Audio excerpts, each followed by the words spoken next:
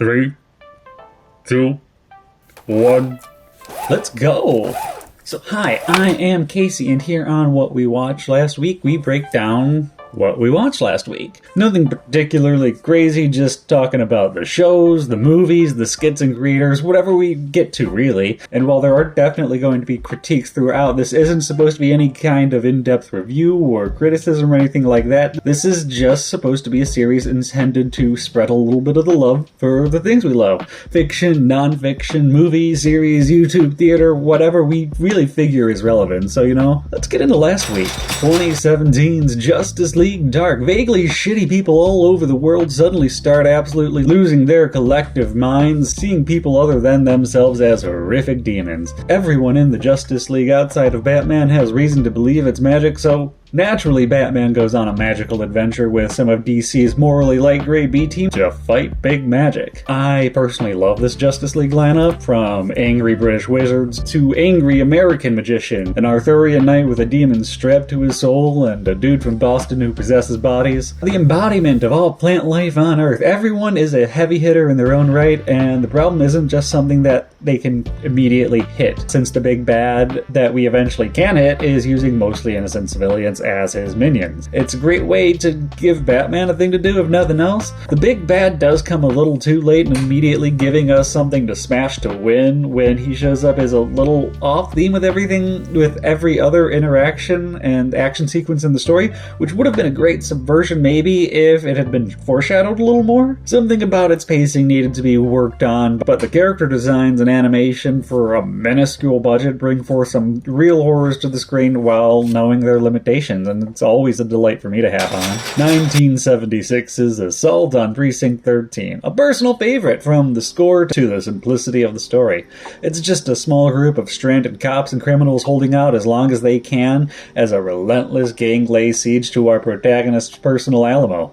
With its score and pacing, you get a movie that falls into the rare but always appreciated action-horror combination of the genre. One can certainly understand any complaints leveled at the movie being slow or just a series of gunfire exchanges. It's really not particularly exciting, but it's not supposed to be. It's supposed to be really tense. Very early on, the precedent is set that anyone is really up to get got, which makes a continually more desperate situation feel genuinely hopeless at points, with performances that are a little slow and deliberate to match the many westerns that clearly inspired the production.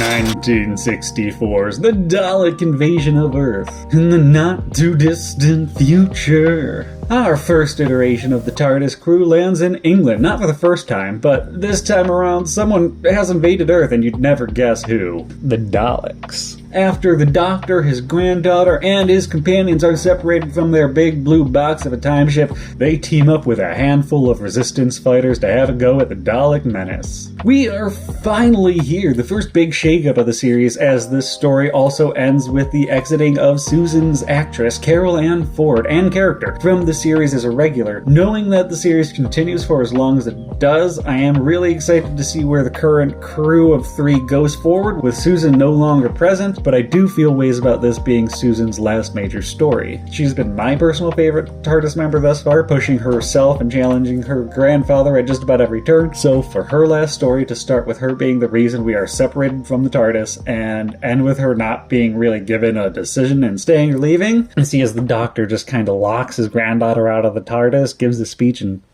buggers off. It almost feels like Susan is being punished by being evicted from the TARDIS, despite William Hartnell's iconic closing speech. It is a great story, and definitely one of my favorites thus far, especially for the Daleks. This is one of my favorite outings they have with the first Doctor. But everyone but Susan gets a lot to do, Barbara especially. It's just that kicking out Susan after the Doctor gives her a verbal lashing over 6 hours straight is less triumphant and ceremonious to me than I think it was supposed to come across. But Susan is out, and we aren't halfway through season 2 yet, so it's about time to move on. 1974's Dead of Night. Just after the family of our lead protagonist gets a letter that their son died fighting in Vietnam, said son shows up, just a little off and a little more twisted than anyone remembers. When people around town start showing up on the bad side of the living spectrum, the core of the movie surrounding how the individuals of the family deal with someone they love not being themselves anymore brings itself to bear, really. Dead of Night, or Death Dream as Shudder is currently presenting it, works both as a metaphor for grief in losing a loved one as well as an allegory for people coming home from war traumatized. Crammed with as much PTSD as there are calories in an MRE, the story crawls along at a dreadfully slow pace but well-performed characters of people trying to hold on to the loosest grip of reality crumbling around them keeps the story really engaging. There are a whole lot of unique and interesting ideas presented, even if you can make plenty of comparisons to the more famous Pet Cemetery that would come 9 years later. 1995's Virtuosity. In the not too distant future, someone thought it would be a good idea to shove the personalities of 200 plus serial killers into ChatGPT, and then gave it the body that looks like the Pope's exorcist did 3 decades ago. While the protagonist, a disgraced gob, is offered a pardon to track down the murderous AI with a nerd who's writing a book to tag along. Big protagonist in Virtuosity has perhaps more energy than every other one of Russell Crowe's performances combined. I mean, there are Nick Cage levels of energy in this one sometimes, and it is an absolute delight to my camp-loving heart at every moment. But it is so over the top, I understand why it appears so many people do not appreciate this movie. The story itself boils down to a well-made and fun, if traditional rogue cop story that is labeled science fiction pretty much because it starts and ends in a laboratory, nothing else. Even if the villain is a rogue AI with multiple personalities, he never feels more than a particularly eccentric bad guy. Oh, and Virtuosity is a title that both means nothing and says nothing about what the movie's actually about, so please another title. 2001's Atlantis, The Lost Empire. At the turn of the century, our Twinkie dweeb of a protagonist is recruited by a friend of his late grandfather's to finish the quest to find the center of the earth. I mean Atlantis. A small military outfit is put together for this adventure with a main squad for us to latch onto as the crew finds itself in the titular Lost Empire. There are plenty of plot twists that are both well laid out and surprising on the first viewing. Characters are a combination of 1960s action tropes as well as a beautiful subversion of those same tropes, all mixed with some of the most exciting traditionally animated action sequences Disney has ever put to film. From the first time this movie was brought home in a bulky, sharp clamshell VHS box, and I popped it in, I never understood why this movie flopped as hard as it did. I love it. Maybe it just caters to all my personal tastes the same way Atlantis' younger sibling Stranger Worlds did. The Rescue. This time the Doctor has slept through the TARDIS landing on the planet Ditto, when Barbara wakes him up and they all step outside separately, until everyone is naturally separated from the TARDIS thanks to our antagonists of the serial. This leads Barbara to immediately find our replacement companion in Vicky, who is marooned on this planet with her last living crewmate. The Doctor and Ian soon follow, jumping through some booby-trapped caves along the way. The real plot comes in the second episode when we delve into what happened to the people who used to live on the planet and the mystery of Vicky's crewmate, as well as the big antagonist from earlier. Vicky has all the pluck and energy from her forebearer Susan, but none of the mystery and knowledge that made Susan so commanding and deep a character in her own right. I imagine the Doctor will love using her as an emotional punching bag when she comes across something she doesn't understand.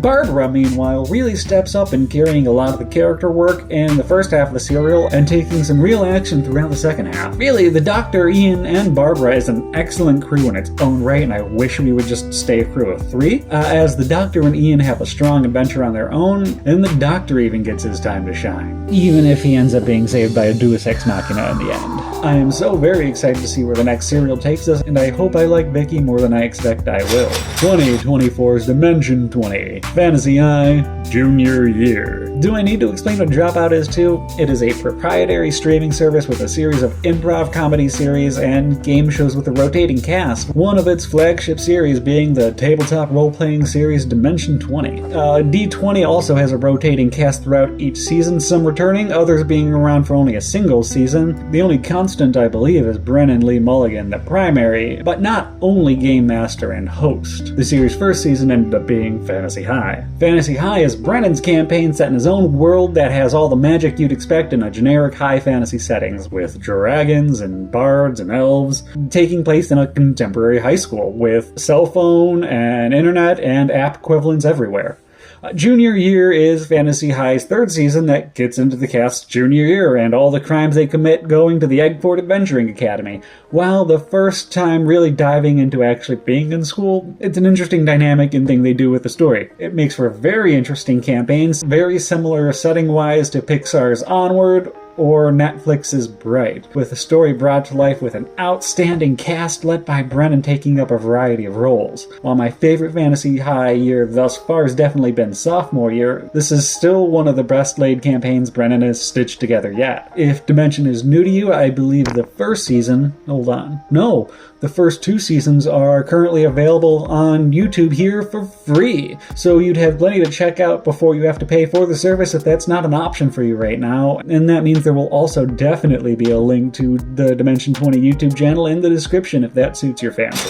Sandland the series. A few years after the end of the Kid Buu arc, Akira Toriyama released Sandland as a short manga series, and it appears this was a concept that the famed Dragon Ball creator could not let go of, as he spent at least some portion of the last years of his life expanding that original short series with a video game, plus this series which covers the original story related in those 14 manga chapters, as well as beyond into an original Sandland arc. The first Sandland arc, which I couldn't find an official name for, so let's just call it the Phantom Lake arc, centers around our leads, a century-old prince of demons who looks and acts like a good-hearted tween, as he pretty much is a tween in demon years, his handler, and a soon-to-be repentant war criminal by way of ignorance. Searching for that Phantom Lake I so originally named this arc after, setting aside prejudices for the sake of both of their peoples to find a long-lost lake since the river the titular Sand Line relies on dried up long before the story begins, and the king has been hiking up the prices on his private water supply. This first arc is extremely reminiscent of the earliest Dragon Ball arcs, in both story structure and tone. A lot of this plot synopsis even has a lot of similarities to some non-filler from the original Dragon Ball anime series, relying on building a small team and the interactions of their being from different walks of life and the humors that come from that. As always though, Toriyama shines in his action blocking. In both the manga and in the anime, the emphasis on tank combat is both exciting and uncommon to see. While the physical,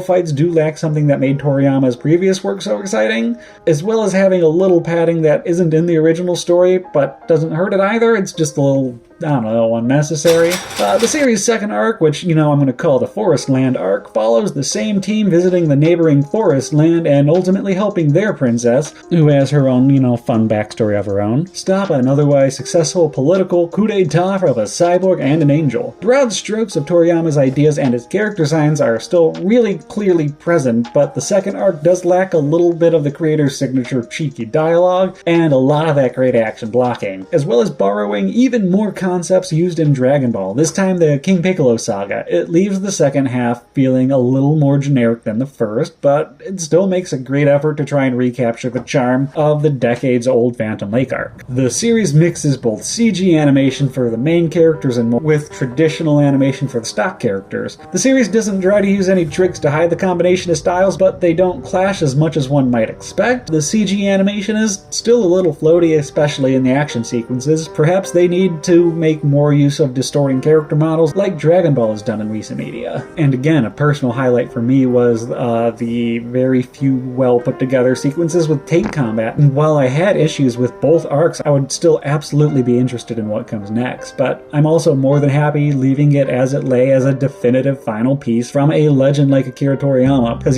since Dragon Ball is going on forever, it doesn't feel so much like Toriyama's anymore. Sad. And that would be everything we watched last week, so thank you for your time and patience in being here. No crazy updates for next week, just gonna keep on keeping on with school, movies, and work. Again, if I mention any YouTube channels, they will absolutely be linked in the description. So if you have a chance to be good, be good today, be good people, just don't be a twat.